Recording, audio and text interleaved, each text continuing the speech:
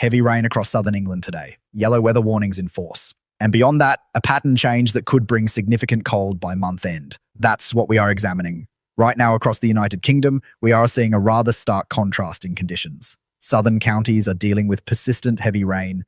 The Met Office has issued yellow warnings for parts of England. Meanwhile, Scotland has already experienced bitterly cold temperatures this morning. The Scottish Highlands saw -5 Celsius. That is the Arctic air we'll be discussing later. The immediate situation is dominated by low pressure to the west of the UK and Ireland. A secondary feature has developed to the south of the English Channel. That system is pushing northwards as I am recording this. Upper air temperatures remain mild across the south, but significantly cooler further north. Through the rest of today, Wednesday the 15th of January, that secondary low will continue tracking northwards across southern and southeastern parts of England. Heavy and persistent rain will affect much of central, southern and southeastern England this afternoon. Once the rain sets in, it'll persist for many hours. There is a risk of localised flooding, particularly across south and southeast England, extending into the far east of Wales. Most other areas to the north and west of that band of heavy rain will stay dry today. Despite the rain, temperatures in the southeast corner will reach 8 or 9 degrees Celsius. With the persistent rain, though, it won't feel particularly pleasant. The Midlands and northwest will be colder. Rather a cold and miserable day through parts of southern eastern England, the Midlands, into Lincolnshire and East Anglia. Dense fog patches have been reported across England and Wales this morning, making driving conditions hazardous. If you are out on the roads today, take extra care. Visibility has been severely reduced in places. Overnight tonight, that weather system will move away into the North Sea, taking its rain with it quite steadily through the night. Eastern counties probably one T-turn dry until around midnight. Further showers will start edging in from the south and west across England and Wales especially. Meanwhile, further north and east, it'll be dry. Could be a cold night for northeast England with temperatures dropping below zero. Generally quite mild again down in the south. Tomorrow, Friday, keeps low pressure in control. We'll start with those showers across England and Wales. They'll be pushing northwards with time. Heavy showers mainly in the west. Dry through central, northern and eastern regions. Temperatures again mild in the south at 8 to 9 degrees. Cold further north, just 3 or 4. That trough begins to weaken as we go through into Saturday. Still though, there will be further showers on Saturday and temperatures generally mild at 5 to 10 degrees Celsius. Into Sunday, the next area of low pressure tries to get in from off the Atlantic. We could see further showery rain, particularly in the west overnight from Saturday into Sunday. Generally just a lot of cloud and dampness over the weekend, maybe quite a bit of fog as well. That could be something to watch out for. Relatively mild again, with those temperatures staying above average away from Scotland. Into Monday, that pattern continues. Further showery rain, probably a lot of low cloud, maybe some fog as well. Still relatively mild, 10 Celsius in the southeast corner. That is 50 Fahrenheit for those who prefer the old scale. Now, that is the immediate forecast through to early next week. But there is something far more interesting developing beyond that, and this is where we need to examine the model data in detail. The question many of you have been asking is whether the cold pattern we've been anticipating for late January is still on course. The short answer is yes, but with caveats. And I'll explain why the uncertainty remains high at this range. Let me take you through what the various models are showing. Starting with the UK Met Office model, the UKMO. By midnight on Saturday, we see a trough of low pressure moving through the country, bringing showers and longer spells of rain. Low pressure continues heading in from off the Atlantic through next week. More wet weather to come. By next Wednesday, the 22nd of January, the picture becomes more interesting. High pressure is trying to build towards Scandinavia, but low pressure out in the Atlantic is preventing a fully fledged Scandinavian high from forming. At the same time, though, that high pressure over Scandinavia is stopping the low pressure systems going on their normal track. It's a case of let battle commence. Low pressure in the Atlantic versus high pressure to our east and northeast. Which way do we go ultimately? That's the question. The ECMWF model, the European model, shows a similar pattern initially. Trough of low pressure slipping away to the south over the weekend, heights rising to our east. We've got low pressure to the west, high pressure to the east as we go into the middle of next week. Relatively mild, wet and windy up to that point. However, getting towards day 9, high pressure strengthens over Scandinavia. We start backing into that cold southeasterly direction, getting very close to tapping into a cold easterly, but there's still a lot of energy coming in from off the Atlantic, delaying the onset of those easterlies. The ECMWF midnight run perhaps hints that it might start turning colder by month end, but possibly from the north once again rather than a classic easterly. The GFS, the American model, has been rather interesting. The midnight run shows our trough moving through the country on Saturday, bringing showers and longer spells of rain. Then it is a case of high pressure to the east versus low pressure to the west through next week. The Scandinavian high gets going there by the middle of next week, up to 1,035 millibars. Wind turns into the east temporarily later next week, but very quickly that high pressure retreats away to the east and low pressure starts coming in from off the Atlantic, turning cooler and more unsettled, even cold, into the last week of the month with showers and longer spells of rain. By the 30th of January, the GFS midnight run shows a push from the west. No big easterly, no hints of a beast from the east scenario from that particular run. Now here S where it gets interesting. The GFS 6Z run just 6 hours later tells a rather different story. Again, we see our trough slinking away to the south over the weekend. Higher pressure building to our east. Wind turns into a cooler southeasterly. Could feel quite cold for a while. Then high pressure builds strongly over Scandinavia up to 1,040 millibars, bringing in a proper easterly wind there by the middle of next week. That easterly could well bring some snow showers into the south and southeast. Dry and cold generally as we move into the last week of January. Still a beautiful looking Scandinavian high. Dry, blocked and cold. Eventually hints that we might start tapping into some very cold air away to the east. That is a much colder solution from the GFS 6Z run. So you can see the uncertainty within not just the GFS but all of the model output. Model mayhem, you might say. The forecast models are in disagreement at this range, which is perfectly normal for a 10 to 14 day outlook. But it tells us something important is happening in the atmosphere. What about the ensemble data? The ECMWF ensembles for day 10, the 24th of January, show 51 members. All of them feature low pressure to our west and southwest, high pressure towards the northeast, bringing the wind in from quite a cold southeast. Not a classic easterly scenario at that point. 2 weeks out, the 29th of January, the picture becomes more divided. 25 members of the ECMWF ensembles show high pressure winning the battle over Scandinavia, getting the wind into a proper cold easterly. 15 members show blocking high pressure to the north, but we are still under the influence of low pressure. 11 members bring low pressure in from off the Atlantic with southwesterly winds. The majority option is the 25 here, which is the cold option with Scandinavian high and easterly winds. However, if you put the 15 together with the 11, they actually come out with 26. I am probably favoring a milder outcome at this point. Virtually a 50-50 split within the ECMWF ensembles for 2 weeks out. Whether we re going to be relatively mild or whether we re going to be cold, watch this space. Temperature anomalies for the next 5 days show below average temperatures for the far north and west, above average in the far southeastern quarter. Take the 14-day outlook though, and it is colder than average right across the board. Precipitation anomalies for the next 7 days show a bit wetter than average in the west, drier than average elsewhere.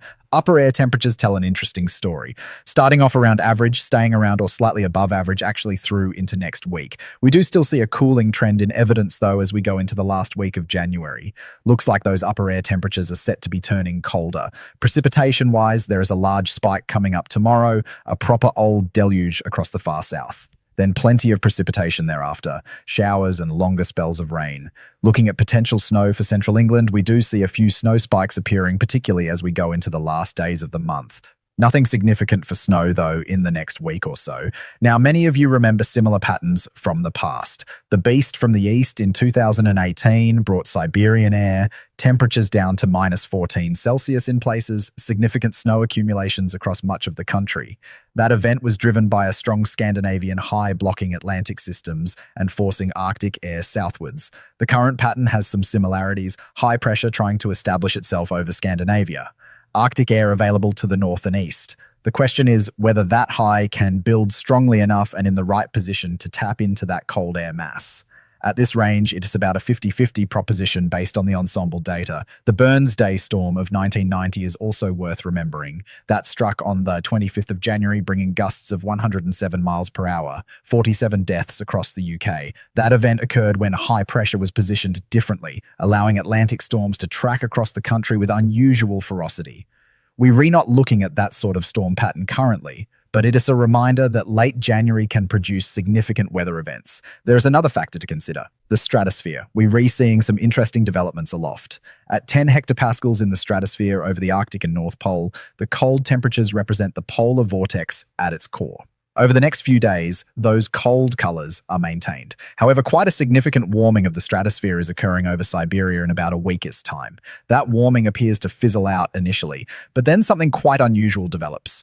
Over America, up into Canada, and into the Atlantic, another very significant warming takes place. Possibly just short of a sudden stratospheric warming, but a major warming of the stratosphere gathering there through America and the North Atlantic. This is quite an unusual location for such warming to occur. When we get significant stratospheric warmings happening over America, Canada, and the North Atlantic, those tend to have the greatest tropospheric response for us in Northern Europe. It's my own opinion, not based on definitive evidence, but these events seem to have greater impact on our surface weather patterns. The GFS extended run shows the polar vortex being stretched to its absolute limits by around 2 weeks out. Looks like it's about to split. We've got one lobe of the vortex sinking down through the western side of America, another lobe sinking down through Eastern Europe and Western Russia. A split appears imminent over the pole itself. That would constitute a sudden stratospheric warming event, a split type SSW with a reversal of the zonal winds, and a split of the stratospheric polar vortex. It's a long way off, 2 weeks away, but from a stratospheric point of view as well as from a surface weather perspective, there's so much to keep an eye on at the moment. If we do get a sudden stratospheric warming focused on the North Atlantic and North America, it could become very interesting for February. SSW events often lead to colder patterns at the surface several weeks later. The lag time between a stratospheric warming and surface impacts is typically 2 to 4 weeks. If this develops as suggested, we could be looking at increased chances of cold weather extending into February. The CFS version 2 model, which covers the next 4 weeks, shows some interesting patterns. Week 1, the 14th to 20th of January, features a trough of low pressure sinking away to the south with heights over Scandinavia. Week 2, the 21st to 27th of January, low pressure keeps coming from off the Atlantic. Unsettled and relatively mild. Week 3, 28th of January to 3rd of February, still the low pressures remain in the ascendancy. Week 4 continues very unsettled with low pressure dominating the weather. All the time we keep wind off the Atlantic, so relatively mild. I am not entirely convinced by that solution, but of course time will tell. It's definitely a possibility. So where does all this leave us? The immediate forecast through this weekend and into early next week is fairly straightforward. Unsettled, mild, wet at times, particularly in the west and south. Beyond that, into the last week of January, the pattern becomes far more uncertain. There's a reasonable chance, perhaps 50-50 based on the ensemble data, that we could see a shift to colder conditions. This would most likely be driven by high pressure building over Scandinavia, backing winds into the east or southeast, and tapping into colder continental air. If that scenario develops, we could see temperatures dropping several degrees below average, potential for snow, particularly in eastern and southern areas, where easterly winds would bring moisture off the North Sea. The alternative scenario keeps Atlantic influences dominant, maintaining milder and more unsettled conditions through month end. Which way it goes depends on that battle between the Atlantic low-pressure systems and the Scandinavian high. At this range, both outcomes remain on the table. What should you do with this information? For the immediate period, through this week and the weekend, prepare for unsettled conditions. Keep an eye on those flood warnings if you in affected areas across the south. Roads will be hazardous with standing water. If you can work from home tomorrow or Friday, that might be sensible if you are in the warning areas. For the latter part of the month, keep watching the forecast closely. If the cold scenario develops, you'll want to be prepared. Those in the southeast who don't see this sort of cold often should pay particular attention. Most people down there don't keep snow shovels to hand, and that's fair enough given how infrequently you need them. But if the easterly does develop, roads want to be gritted as thoroughly as they are up north. Transport disruption becomes more likely. Scotland, you are well accustomed to cold weather. You've already been dealing with the worst of it this week. If the pattern shifts, you will handle it as you always do. It's the southern and eastern areas where an easterly brings the greatest disruption, simply because it's less frequent and infrastructure isn't as adapted to it. For vulnerable people, the elderly in particular, the potential temperature swing from mild next week to possibly quite cold by month end is worth noting. That sort of rapid change can be challenging. Keep an eye on elderly relatives and neighbours if this develops.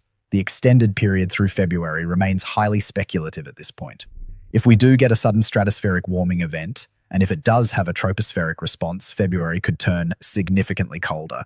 But there are a lot of ifs in that statement. These events, Dante, always lead to cold surface weather. Sometimes the vortex reforms quickly. Sometimes the cold stays locked up over the Arctic. We'll need to watch how it unfolds. This is turning into quite an interesting pattern evolution. Certainly from a meteorological standpoint, there is a lot to track. The interplay between Atlantic systems, the developing Scandinavian high, and potential stratospheric influences makes this a complex forecast at medium range. Check back regularly for updates. The situation will become clearer as we move through next week. Model agreement should improve as we get closer to the potential pattern change. By this time next week, we should have much better clarity on whether the cold scenario is going to materialize or whether Atlantic influences will maintain control. That's the detailed picture as it stands. Heavy rain clearing the south this evening, fog patches overnight, showers continuing into Friday and the weekend, low pressure maintaining control into early next week, then a potential pattern shift late month that could bring significantly colder conditions or could maintain the mild, unsettled regime. 50-50 at this range, the stratosphere adding another layer of complexity and interest. Keep an eye on the forecasts. Stay safe in the immediate wet weather, and we'll see how this fascinating pattern evolution develops over